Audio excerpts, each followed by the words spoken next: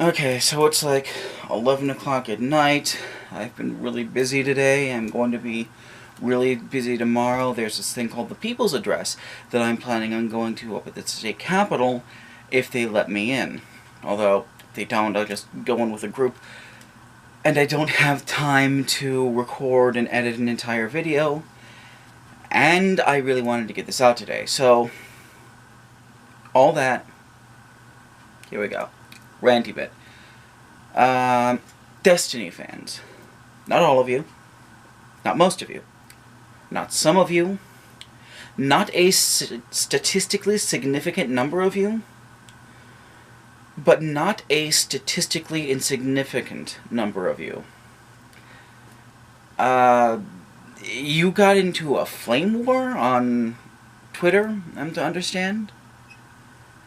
Could you not do that? I know that sounds a little bit condescending, but hear me out. Please just hear me out. I've been digesting content on YouTube since at least 2007.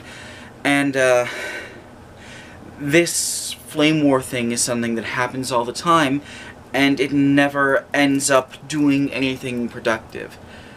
The first major flame war thing I can remember happening was in, like, 2008 or 2009. There was this guy called Venom Fang X, who was as most of these people are, a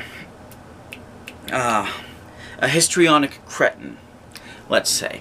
And he got into a feud with this other YouTube user named Thunderfoot, who, I'm to understand, now makes videos entirely about some woman he doesn't like on the internet. Very sad. But that ended up not having any effect on anything. It was just annoying and made things inhospitable for everyone for a while. And it's something that keeps happening. It keeps coming up. Last year, there was this big row when the white nationalists, some people call them the alt-right. I don't like calling those people by their chosen name. It gives them too much legitimacy. The alt-right was flagging content critical of some of their talking points. They flagged a video by a guy called Sean about why the Great Replacement was fake. They flagged a video by another user called ContraPoints about why the left doesn't hate free speech. And a couple of other things. I think they flagged a couple of David Sherratt's videos. And they got a bunch of people kicked off of Twitter. And a bunch of them got kicked off of Twitter because the other side, the people who quite rationally don't like white nationalists, started mass reporting them. And that didn't do a whole lot. I mean, at the time it didn't do a whole lot. It wasn't until, like, months after Charlottesville when people kept holding them to account for letting these people use a platform that actively got someone killed, got a bunch of people injured, incited a riot. Before that, like I remember, there was this thing between this walking maggot named Bering and a bunch of feminists, because Bering is a walking maggot, and everyone ought to rightfully despise him. Before that, it was another row between it was Carl, the Sargon of Akkad, who is the reason that the aliens will choose to destroy us. And before that, it was Gamergate. You remember Gamergate? Do any of you remember? If I thought you remembered all this, I wouldn't be going on this long rant. That's why I'm explaining to you. It's not that banning people in and of itself is bad.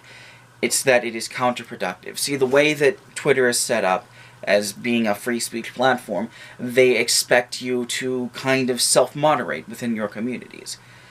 And banning someone, you know, if a guy's motivated, he can come back from banning just like that. Twitter does not necessarily have the resources to keep someone from using their platform.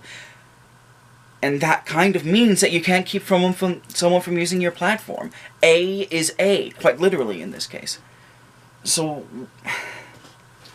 if you go to this, I'm going to talk about the white nationalist community because that's actually a good counterpoint especially when you compare it to the trans community, which is also getting mass flagged and mass banned. So if you go on a couple of different Twitter pages, Resisting Hate, for example, and all of their sister sites, and Far Right Watch, I think it is, those are Twitter accounts that seek out and report on white nationalist content, especially, but not always, white nationalist contents that violates Twitter's terms of service. And, like, if you go on there, like, one out of every, like, 10 or so, or 20 of these fucking, of the accounts that they're reporting on is an account that has already been banned, but has come back. Like, I was able to, I'll throw it up here, I was able to very quickly find an account that claimed to have been banned over 270 times.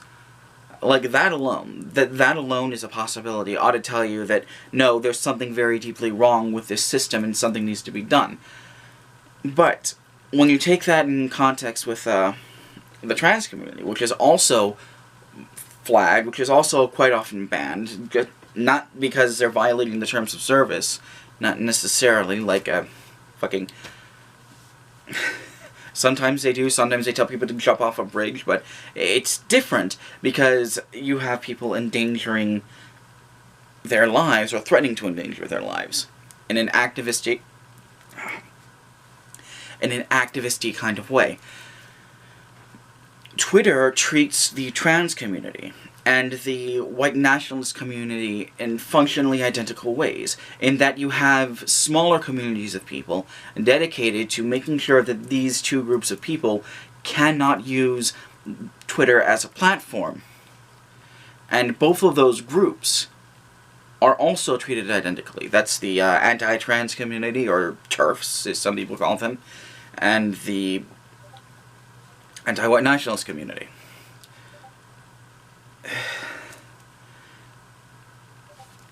Like, here's the thing. Here, it might sound counterintuitive. Mass banning people does not stop mass banning people. It's like I said before, if someone's motivated, they're going to come back just like that. So, like... And I'm not saying, you know, there are hate... I'm not going, like, fucking free speech absolutist cretin here. I'm not saying, this is a thing you have to deal with if you want to be on this platform. No. No, I'm saying that you should direct the energy you would use banning the histrionic cretins, as I've chose to call them, and direct it at insisting that Twitter change its policies. Like, you have Twitter accounts, you have fucking Jack, you have fucking Twitter, you have Twitter support. Whenever someone gets banned, tell those people, report to those groups that it's banned falsely. Something I've said that people should be doing, especially in the trans community, is keeping track of accounts that have been banned and accounts that are actively trying to ban people. Just so that they can block those groups. Hi, trans people, I guess. This video's for you too. Anyway. If you live in California, Twitter headquarters is in California. If you live in California, or anywhere near California, Twitter headquarters is in California. Why don't you take a trip up to Twitter headquarters and ask them what the fuck's going on? Or ask who you would ask what the fuck is going on. These major corporations, they get really antsy when people start physically showing up in places. I mean, I can sit here and type on my invisible keyboard all day about how there's injustice being done. I can talk into a camera for 30 minutes at a time about how this is fucked up and people need to do about it. But if I'm going to physically getting up off of my futon and doing things in the world is intimidating to corporations, because that requires a certain level of vitriol, a level of vitriol that's going to affect their bottom line in the long run. And that's going to mean that they're going to do something about it, hopefully, or they're going to fucking think about doing something about it. They're going to at least address that there's a problem. And I don't know that they've actually addressed that all of this stuff that I've been ranting about for like 10 minutes now, that it's a problem. And that's the first step. The first step to actually solving this shit, to actually stopping these fucking flagging and banning wars, is getting Twitter to admit, okay, no, this community policing thing has not worked out.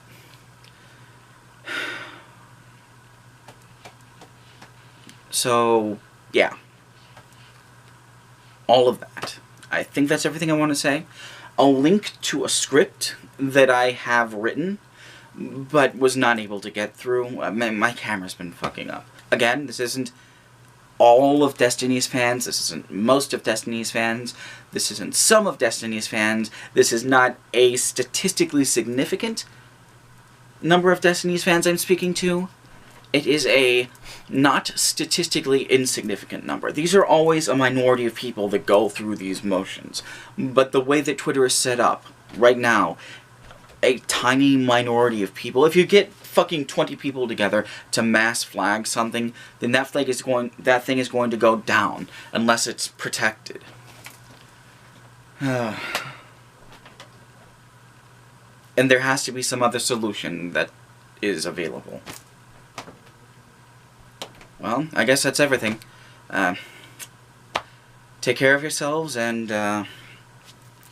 do the activisming. And take care of yourselves, please.